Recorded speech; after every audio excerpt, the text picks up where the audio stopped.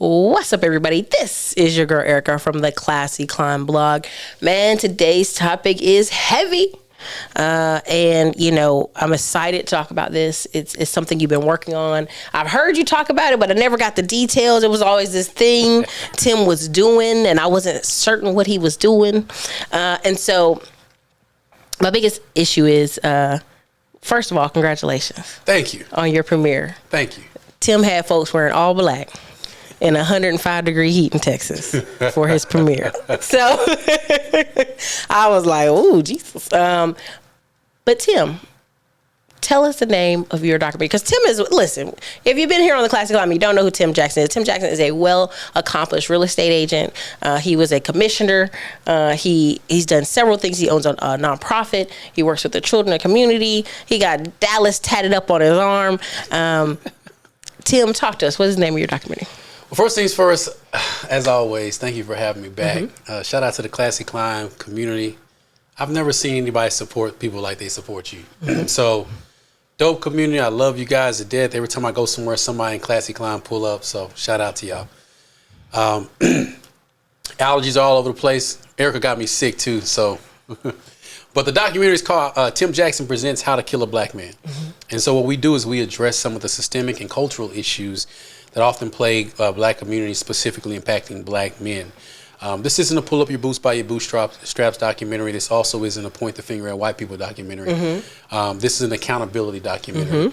We tell the stories of boys and men who have gotten caught up in various situations, whether it was, getting caught up in the dope game, whether it was, getting caught up in the gang life. We have an attorney who speaks about the justice system and how it impacts black people, black men specifically disproportionately. We have a mother whose son was murdered, who talks about her experience and how she raised two boys in the same two-parent household, and how one son chose to go one direction and the other son chose to go the other direction, and how she as a parent had to question her parenting skills and wonder if it was her fault because her son got killed and got caught up.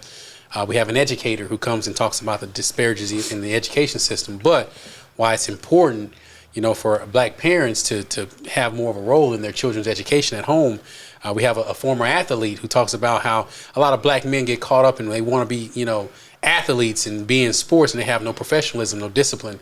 And that's the only thing that they follow and focus on without understanding there's so much more to life. So, y'all, we hit every single avenue of how you can kill a black man, and it's not your stereotypical, blame everybody for our problems or not acknowledging people who need to be acknowledged. It's just a real straightforward, raw documentary. How long did it take you to make this documentary? It's funny because the whole process was about a 3-year process. Right. We interviewed some people that we actually took out of the documentary because I didn't feel like it was going to fit the message. But honestly, I didn't want to put out something janky. I know how important it is to represent, the right way. I know that when you look at film related to black people, we tend to be misrepresented. Tubi. Oh, man. But black people love shit like that. Like, if we're going to keep it a buck, we get what we consume. So if a lot of negative stuff is put out there and we're consuming it, then they're going to keep putting a bunch of negative stuff out there. For sure. I wanted to represent the mother who lost her son. She had never spoken to anyone about this. Not even a therapist. No one. Man. And she sat down with me and trusted me with that story. I want to represent the other guy. When he was 13 years old, he and his friends were walking home from playing basketball, and some people from a different neighborhood thought they were in the gang and hunted him down and shot him and killed one of the boys like they were dogs in the street. Yeah. I want to represent his story the right way because that changed his life forever. Yeah. And he was 13 in the 8th grade when that happened to him. Just a kid walking home. I wanted to tell everyone's story with dignity. Yeah. But I also wanted to provide a solution in the end. I know we probably shouldn't solve. In business, they teach us don't solve the problem, Yeah. Because then you run out of money when you solve a problem. But I generally am looking to solve a problem. Key point where you talk about, the positive stuff. If we don't support it, they don't make more of it, right? If you don't support the movies, you don't support the events, you don't support the nonprofits, then you don't see it anymore. And you go, well, no one ever supports us. No one ever gives us positive stuff. No one ever makes events for us. Did you support the last one? Was there a need for it, right? You know, we went to the Juneteenth in Austin, Texas, and I almost got teary-eyed at one point. I was like, I was telling my significant other, look at all these kids. You know, 70% of all children in Austin that are under 18 years old, I think it's under 16 years old, are Hispanic or Black. And they don't have nothing planned for these kids. These kids just sitting around the Juneteenth like, they should have had more games. They should have had more carnival-like type stuff for them. And I just thought, we don't have nothing for them. We don't have anything planned for them. These cities are about to do a major flip in population and how it looks. Did you know that for a while there, it was teetering towards 80% of all children under 10 were minorities in schools. And it wasn't until the influx of people moving to Texas has it kind of balanced itself back out. If that you want to say it like that. I know. Right. And we have to do something about it. You know, we have to, one, stop teaching our kids to be interested in things that aren't going to benefit them. You know, a part of this documentary, I was very strategic on who produced it. For sure. And I wanted to have my production right, but my editing, I wanted students to edit my documentary. Young people. Because I understand that if I want to create film, I got to start bringing people into the film space and understanding, teach them how important it is to tell stories. And I went to a school that has 95% Black student population. And I went to their film department and I said, hey, I'm going to give out a scholarship and offer an internship for you to work on this documentary with me. I'm going to come up here to the school, physically come 2 to 3 times a week. We're going to work together. It's going to give you opportunity. I'm going to give you options to meet people that I know, connected with people. And not one single Black student volunteered. It's free money. Yeah. I had 3 Hispanic students. Like, I want to do it. I want to do it. I want to do it. And I purposely delayed this portion to see if more Black students would volunteer. And they didn't. They didn't see the value. And it was kind of sad. It was really, really sad to watch so many Black students say no to an opportunity that not only was going to pay them, but give them exposure. Right. Because I know me, I know the type of money I'm going to put up. I know that I'm going to be speaking and traveling and that this documentary is going to live forever. Right. And I'm thankful for the kids that did. We formed a great relationship, a great bond. They were very appreciative and they put their heart into it. But Ericka, not one single Black student volunteered. That's a problem. That's a problem. That's really unfortunate. And I know you plan on touring with this documentary. Yeah. What are some of the cities and states you're going to be hitting? That's interesting. So, you know, I started my tour this year where I was teaching people how to purchase homes, and I specifically went to areas where there's a large influx of Black people, but there's what people like to call gentrification. You know how I feel about gentrification. I won't go into that now, but I want to go to areas where the Black population is impacted the most by this content. What I'm finding, though, is that the average Black person doesn't really care to find a solution to the content, the subject matter, because it's not entertaining, right? I get the same audiences everywhere I go. The same 100 or so people show up, but they can't do it alone. Right. So my goal is to see if I can get this into a couple of schools. And, you know, I had some pushback because of the title. You know, they said, well, How to Kill a Black Man, that's not inclusive. I said, so How to Kill a Black Man, I spoke to someone at a major university. I'm not going to call the university out. But they said that was not inclusive. I said, so it's okay at your, PWI university for the band to play fuck them other niggas because I'm down with my niggas during halftime or during a timeout, but I can't show or screen a documentary that says How to Kill a Black Man. Like, where's the logic in that? And so there is no logic in it because there's not too many people who want to solve this problem. And what happens is the people that are impacted by this problem don't seem to want to solve it either. Right. So to answer your question, I want to go to areas where there's a large Black population of people who are really tired of the same old. I'm looking at Detroit, of course, looking at Chicago, looking at DC, Baltimore, Jacksonville, Florida. Just some of the places where there's, Alabama, Birmingham, Alabama, Atlanta, Georgia, of course, come to mind. But places where people are just tired and they're saying, I'm not going to lose my son to the subject matter in this documentary. I mean, I would challenge you to actually go to some of our very counterparts that are very liberal and sell out some of those areas over there. Give me some examples. So let's say I'm want to do something in Austin, and Austin has some Black people, but there's a lot of white nonprofits that are oh, let's buy up 10, 20 tickets. You know, our company is going to support and send people. And so I'm not saying not just black people, but I would say creating the space and the location to let our counterparts spend money. Absolutely. I'm a big believer in it. I believe they make these nonprofits and they're trying to reach people, and they may just be a white nonprofit, you know, white board, white, but they buy tickets. They try to see how they can push it. You know, as you're saying, there's a way I'm going with this, but I'm trying to be careful. It's funny as you're saying that. I'm not going to say who, but you and I had a conversation about someone today. I'm going to reach out to that specific person and say, hey, I need you to show this to your school and see what they say, because, you know, that's what they deal with. And they claim to be extremely liberal and claim to be, you know, for the community. So I'm literally, you know, I'm doing this thing right now. I'm calling it Reset 365, where I'm literally, for the next year, I'm doing the exact opposite of what I've always done. Right. You know, because I truly believe that if you want to change, you have to reverse course. You have to identify the problem and go the opposite direction. And so that I'm going to do that. I'm going to literally reach out to some people today. And I reached out to some you know, of course, we don't own any theaters. So, you know, all the theaters that I there's two we own in Maryland. In Maryland, really? It's a black wife and couple. I don't have their name on top of my head, but send that to me. Yeah, because I don't want to shout out the people that I know that. But we'll go dig in the page. Let's get it. For sure. But no, I feel like everyone, I feel like if you're a black man or you have a black son or a black father, you need to watch this documentary, because what happens too often, Ericka, is this. We have Real Youth Mentoring. Real Youth Mentoring gives out scholarship. We take boys traveling. We do all kinds of stuff. And I literally have to beg parents to bring their kids. Right. And it never fails. I would say 90% of the time, within 4 or 5 years after me begging parents to bring their sons, they're calling me, begging me to help them because he's got in trouble. He's skipping school. Yeah. He's smoking weed.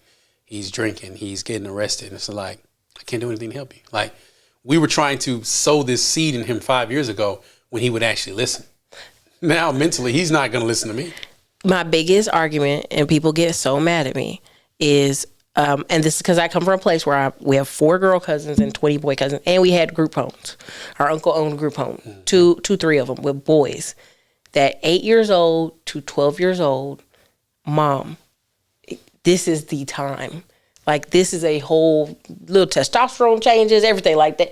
Who they're interacting with at school, the level of bullying, the level of fighting, the difficulty in schoolwork. Every stat shows that 8 years old to 12 that's the time. That's the hands-on community, dad, everything. Don't call me when he's 15, 16. Ain't shit I can do for him. I'm not trying to be funny, y'all, but those are the hardest kids to crack. And what happens is, they tend to come back around when they're 25 or 30 after they've done some time in prison, or life has just really beat them up. Beat the S out of them. And they say, hey, man, I'm ready now. And it's just like, man, you know, okay, I can help you. But, you know, by the time they're 15, 16, you know, stealing cars, smoking weed, you know, they're a Kia boy now. Like, there's nothing I can say to that son to get him to change his ways, because he's going to want clout.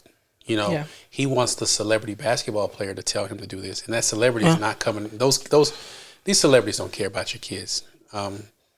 And for so long, we've been, you know, people like me who actually do the work.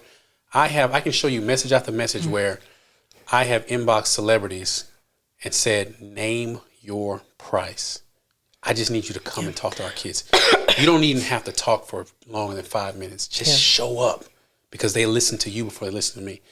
And they keep me on red, they don't respond. But then when they have a boxing match, or when they do something, you know, that's big, or they're promoting a concert, they want us to support them. Go to hell. Yeah.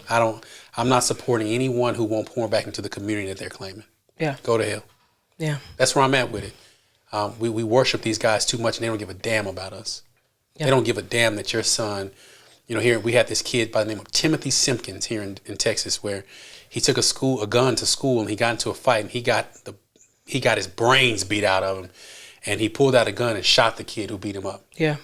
And he just got convicted for 3 counts of attempted murder, and they gave him 12 years. They gave him a break on the sentencing, but nobody's addressing everything else that led up to that. I'm not saying bullying, the fighting. You shouldn't have took a gun to school. You don't do that. But where's a mentor in his life that tells him how to resolve conflict without having to pull out a gun? What about the kid who felt the need to record him beating the crap out of this kid? Yeah, I saw that. And everyone's like, well, he shouldn't have did it. Well, what led up to it? We never address the disease. We only address the symptoms. Yeah. You know what I'm saying? But all these guys are looking up to these blue checkers who don't give a damn. Right.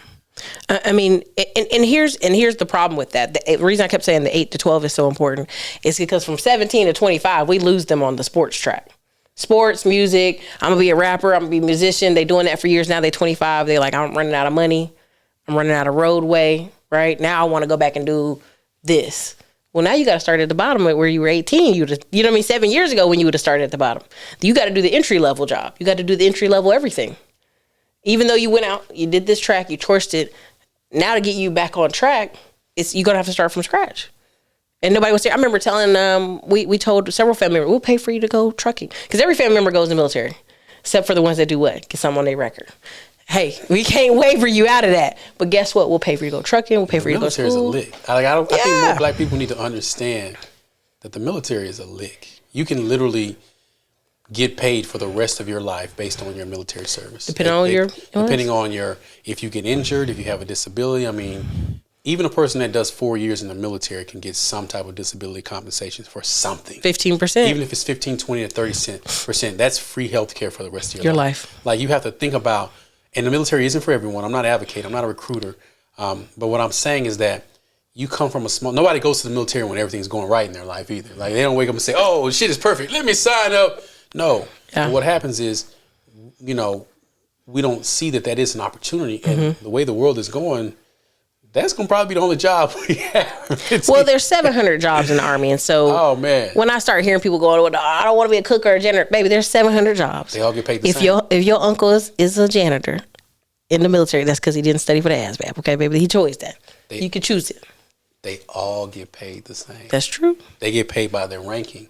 So if I'm standing on the gate checking IDs and you're cooking ham sandwiches and you checking somebody into a hotel, if we the same rank, we getting the same pay. Yep. Don't matter if you're in the Army, Air Force, Marines, Navy, Coast Guard, Space Force, you're getting paid the same. And then when you get out, they don't ask you what was your job. They asked you if you had experience with, or are you a veteran? And you live in a place like where I live in Texas, you're guaranteed to get that job just by saying you're a veteran. You're guaranteed. I didn't have a degree, but I had a DD Form 214. That's right. And I never got turned away for employment because of that. Yeah. Honorable. We have a cousin who's a police officer. He's no longer a police officer at this moment, but he had it's not a dishonorable discharge, the one in the middle. Other than. And I mean, he was a police officer. They were like, oh, you got to get this fixed. We can't get you promoted. You can't become a state trooper without it. And so I always tell people, be careful of that as they exit. But at the end of the day, there's such a pushback, I think, on militaries because our uncles come back and tell us sob stories. And people don't really invest in themselves to study. So and it's a structure thing. You're going to have to get up for the next 4 years on somebody else's time. You're going to have to shut the hell up and do what you're told. And a lot of black people can't make that adjustment. Like I told my nephew, when you go to the military, shut up. Don't argue. It's not logic. There's no such thing as logic in a chain of command. You follow the order as long as you're not running into, death. You know what I'm saying? Just follow the order and call it a day. Get home. And we struggle with that, Ericka. Yeah. There's a TikToker. He got in trouble. They tried repeatedly to help him. He was driving 80 in a 35. He was recording himself in uniform, laughing, talking. They in the car, multiple uniform people in the car, smoking, doing stupid stuff on the TikTok. The TikToks do go away, but somebody screenshots it, y'all. It don't just magically disappear.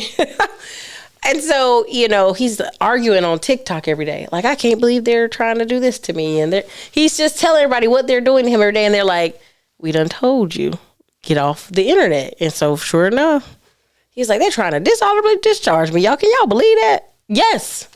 Yes, we can all believe it. How to kill a black man. Literally, it's a system. We got to learn how to, if you want to change the game, you got to learn how to play it first. Yeah. And too often we show up to the game and we try to reinvent the rules. That's not fair. That's not fair. Basketball is a great example of the game being changed. And you think about the Naismith game of basketball, when they first started out, they were bouncing the ball up and down like this and running in circles and, it was terrible, right? And as time went on, it evolved. Yeah. It evolved. the whole Euro step. Somebody tried to do a Euro step, you know, in the 90s and got called for that's clearly a travel or a walk. And as time went on, 30 years went on, every year they tweaked the rules. Yeah. Every year they added something else to the competition committee. And before you know it, the game of basketball has evolved so much in 30 years because every year they made a tweak. We got to learn that no matter what you're doing, if you just tweak something here, you tweak something there, people won't even notice it. Mm-hmm. They won't even notice the changes that you've made to whatever system it is that you're trying to change. And then by the time people notice it, it's too late. You know what I'm saying? Yeah. The game has changed, but we don't have the patience. And that's what we talk about in the documentary. Like, you got to know how to play this game. Mm-hmm.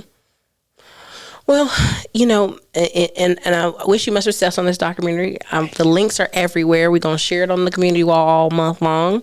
August is Tim Jackson. How to Kill a Black Man documentary. Now we're basically share as much as we can. I think our audience, we have a lot of great people in our audience who support education, support nonprofits. Again, we did a show a couple of weeks ago about schools, black men that own schools.